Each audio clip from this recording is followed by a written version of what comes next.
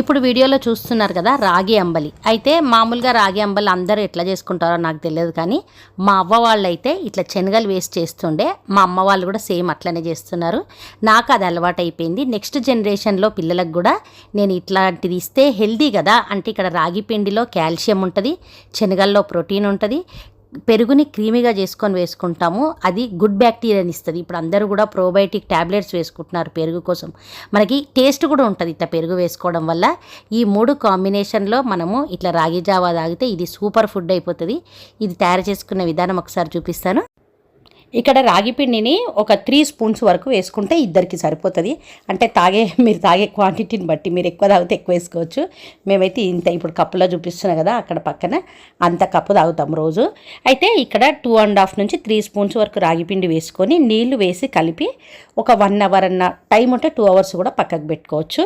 Time లేకపోతే అట్లనే కూడా చేసుకోవచ్చు. కొంచెం మనం ఇది కొంచెం కలిపి పెట్టినామంటే నానితే పిండి మనకి జావా మంచి టేస్ట్ వస్తుంది. ఇప్పుడు నీళ్ళల్లో ఫస్ట్ శనగలు వేసుకొని ఉడికించుకోవాలి. అంటే మనం ఎంత జావా చేసుకుందాం అనుకుంటున్నామో దానికి తగ్గట్టుగా. ఇక్కడ నేను ఒక నీళ్లు తాగే గ్లాస్తో ఒక 2 గ్లాసుల నీళ్ళు వరకు పోసి ఈ శనగలు వేసి ఉడికిస్తున్నా. ఈ శనగల వరకు కొద్దిగా సాల్ట్ వేసిన. ఈ శనగలు మనకు ఆల్రెడీ నానినాయి కాబట్టి ఒక ½ మినిట్ నుంచి ఒక 1 మినిట్ ఉడికితే సరిపోతుంది. తర్వాత ఇక్కడ ఒక గంట సేపు నాన్న రాగి పిండి ఉంది, నీళ్ళలో వేసింది.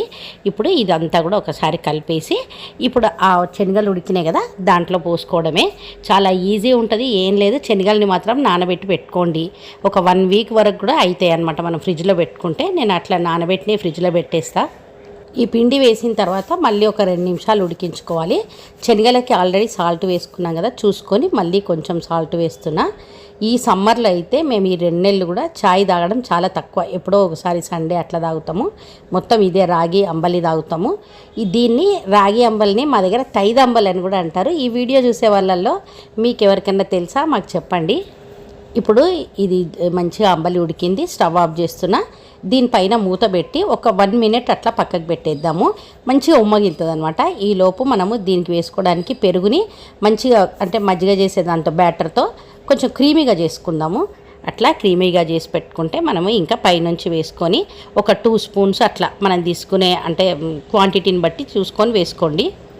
ఇక్కడ అంబల్లో ఉప్పు వేసుకున్నా కదా నేను. చాలామంది కొంతమంది బెల్లం కానీ చక్కెర కూడా వేసుకుంటారంట. ఈ వీడియో చూసే వాళ్ళల్లో మీకు బెల్లం చక్కెరతో ఇష్టమా అంబలి, లేదంటే ఇట్లా ఉప్పు వేసుకొని ఇష్టమా మాకు కామెంట్ చేయండి.